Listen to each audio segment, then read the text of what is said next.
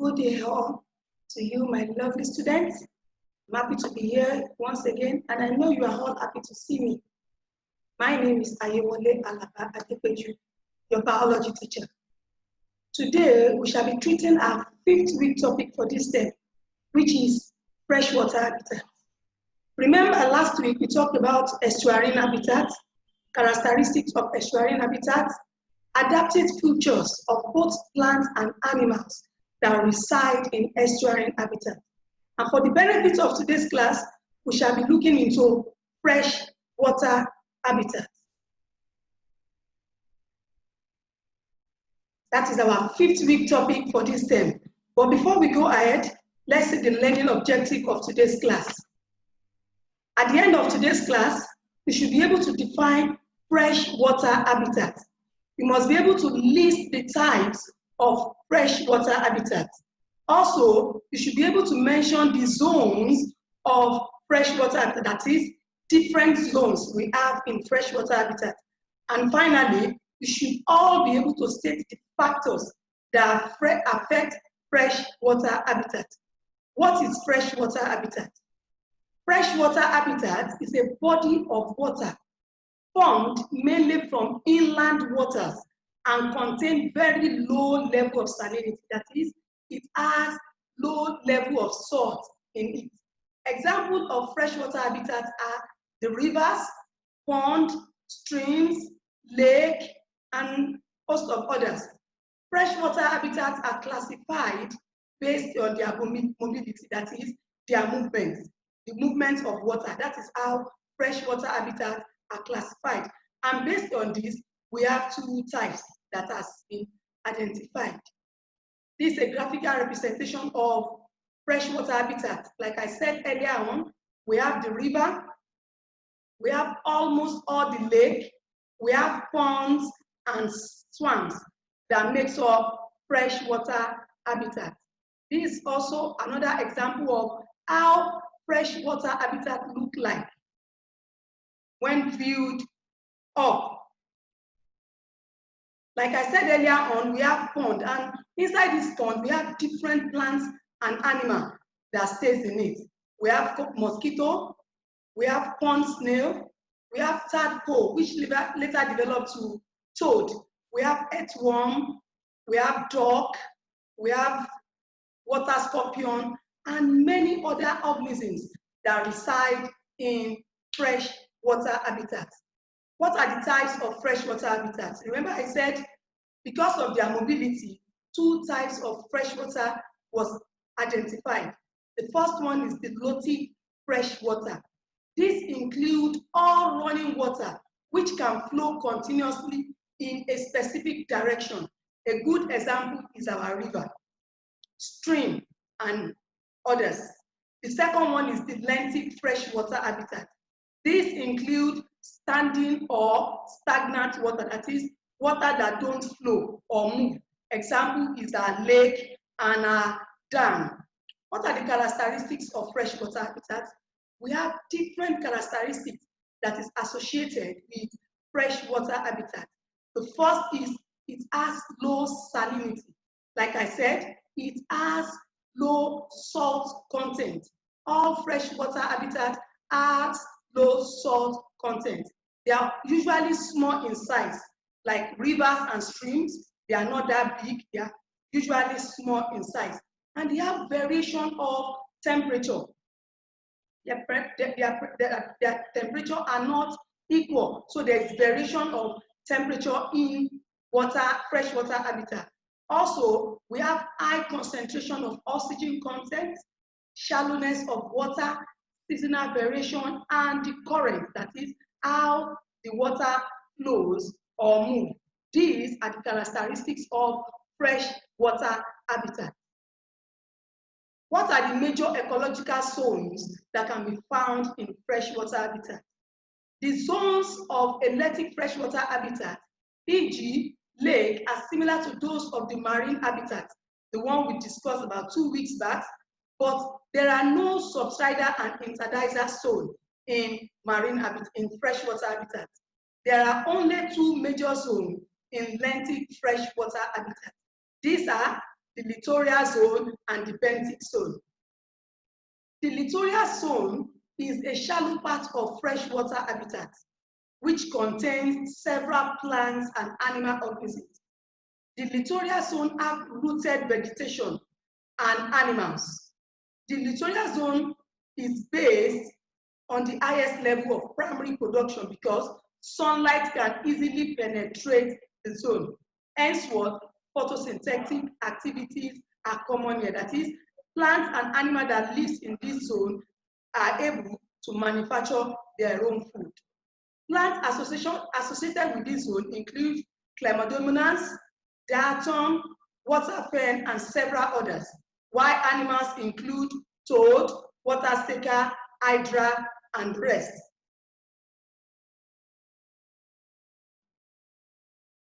In the littoral zone, we have the littoral zone is always at the surface of the water. The one that at the surface of the water, that is where the littoral zone is. This, I said, is the littoral zone of the freshwater habitats. Now let's move on to the benthic zone. The benthic zone is the deepest part of the lentic freshwater habitat. That is, they are always very deep. The benthic zones does not have rooted.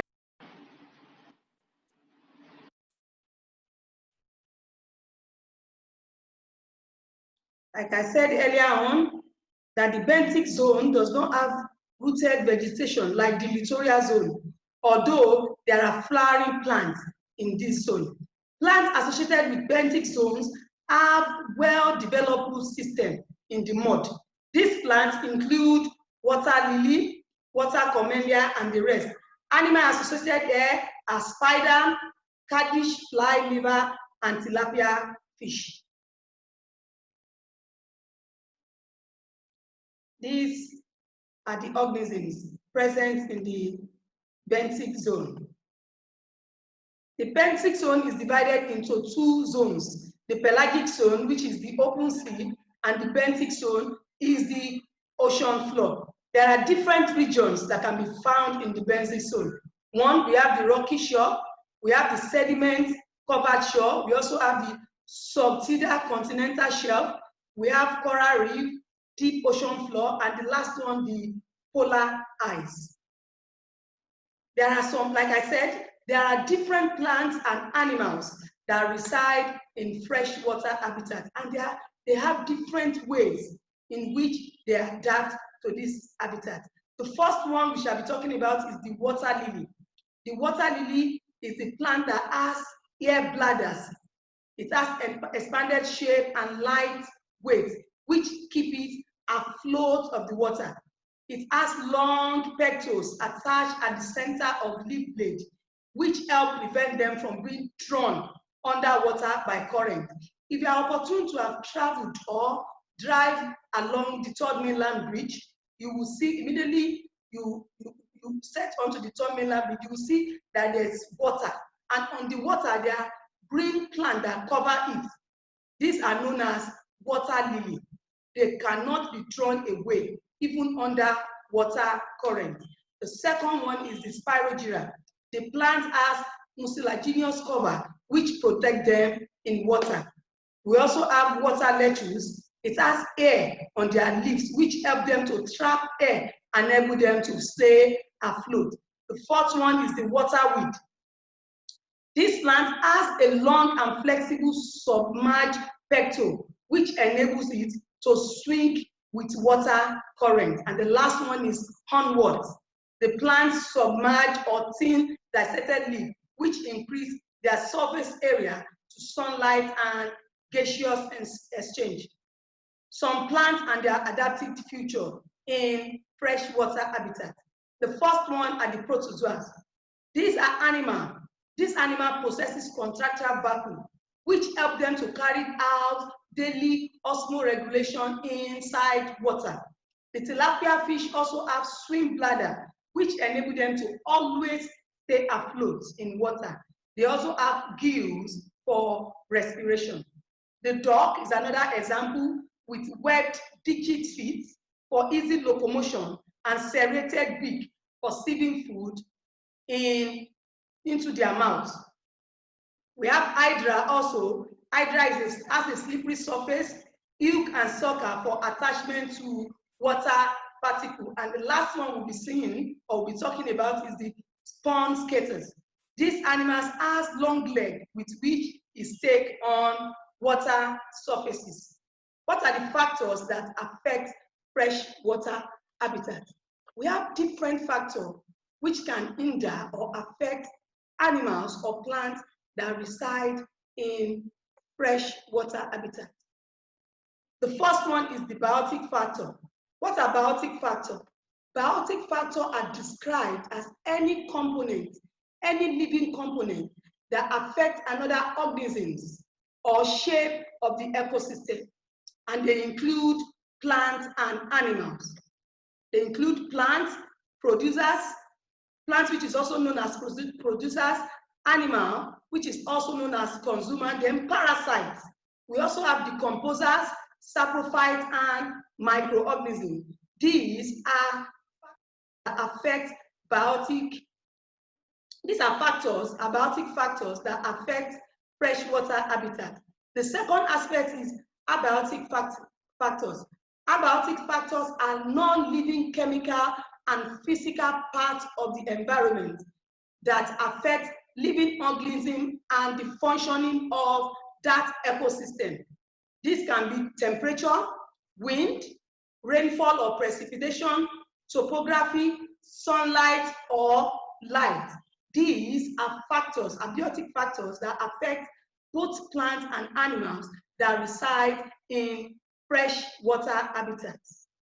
With this, we have come to the end of today's class, which is freshwater habitat. For more on this topic, please kindly visit the school website to download the comprehensive notes on this topic. Endeavor to attempt the assignment that follows. You can also get more on this topic by reading our Excellence, our recommended text, Excellence in Biology for Senior Secondary School, Book 2 by F. Fakeye, and also Essential Biology for Senior Secondary School. If you have enjoyed this class, today's teaching, please let's make it a date next week for more interesting topic. I remain Ayewole Alaba Adepeju. See you in my next class. Bye for now.